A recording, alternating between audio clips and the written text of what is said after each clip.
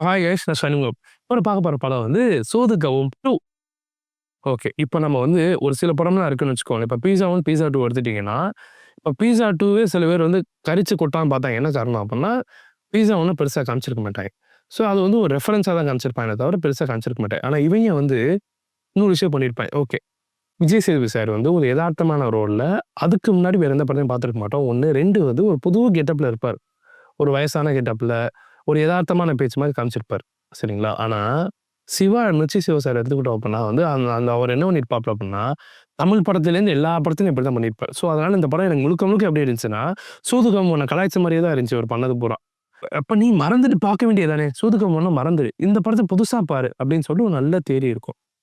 அந்த தியரியும் இந்த படக்குழுவே உடைச்சிருப்பாங்க. என்ன அப்டின்னா, ஏய் அது ஒரு டைமண்ட்ரா அப்டின்னு நெனச்சு போயிருப்போம்ல. ஒரு கருமத்த போட்டுட்டு 10 நிமிஷத்துக்கு ஒருக்கா, 10 நிமிஷத்துக்கு ஒருக்கா அந்த டைமண்ட உள்ள வச்சிருப்பாய்ங்க. "பாத்தியா? உள்ள இருக்கு. பாத்தியா? உள்ள இருக்கு. பாத்தியா? உள்ள இருக்குங்கிற" மாரி இரிட்டேட் பண்ணுவாய்ங்க. ஏன்னா, ஒரு கருமத்த உட்கார்ந்து பார்த்துட்டு இருக்க மாரி ஃபீல் கிடைக்கும். திடீர்னு இது வந்துச்சு. இந்த சீன்லேருந்து தான் இது வந்துச்சு. இந்த சீன் கன்டினியூட்டி இது. இந்த சீனுக்கு ப்ரீக்வல் இது அப்படிங்கிற மாரி காமிச்சு வெறியேத்தி வச்சிருப்பாய்ங்க. கதை என்ன? கதை என்னன்னா, அருமை பிரகாஷ்த்துக்கு ஒரு கதை ஒண்ணு இருக்கும்.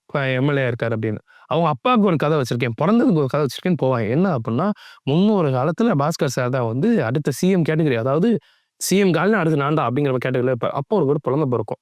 அந்த குழந்தைக்கு பேர் வச்சதே நம்ம மூத்த தலைவர் தான்.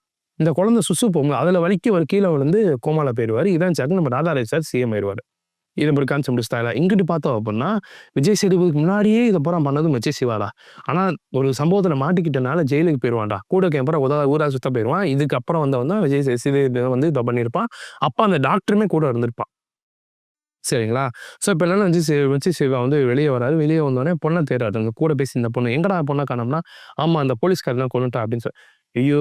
போலீஸ்காரனுக்கு ஒரு பேக்கப் இருக்கோ?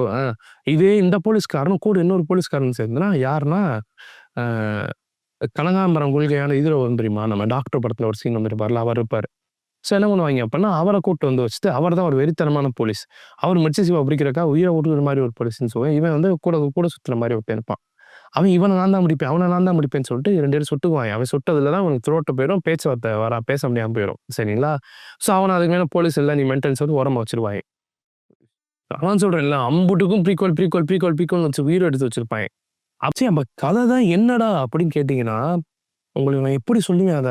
ஆ அந்த ஐ மீன் கோமால எந்திரிச்சு கோமால விழுந்தாருன்னு சொன்னேன் தெரியுமா? அவர் கோமால விழுந்தவர் வந்து எந்திரிச்சு வந்துருவாரு. எந்திரிச்சு வந்தோனே, "கட்சி என்னடா அப்படி நடத்திக்கிட்டு இருக்க? எல்லாத்துக்கும் ஓசி, இலவசம், இலவசம்ன்னு குடுத்து மக்கள கெடுத்துக்கிட்டு இருக்கியா?" அப்படின்னு கேட்டோனே, இவர் வந்து அப்படித்தான்டா பண்ணுவேன் ராதாரவி சார் சொல்லிருவாரு. சொன்னோனே, "அப்போ போ நான் வேற கட்சி ஆரம்பிக்க போறேன்னு" சொல்லிட்டு டீ கம்பெனி சொல்லி கட்சி ஆரம்பிச்சுருவாரு. ஸோ இந்த இடத்துல ஒரு பிரச்சனை வரும். நீங்க எப்புட்றா ஐ மீன் கட்சியில இருக்க பாதி பேர் அவன் கட்சியில போயிருவாங்க.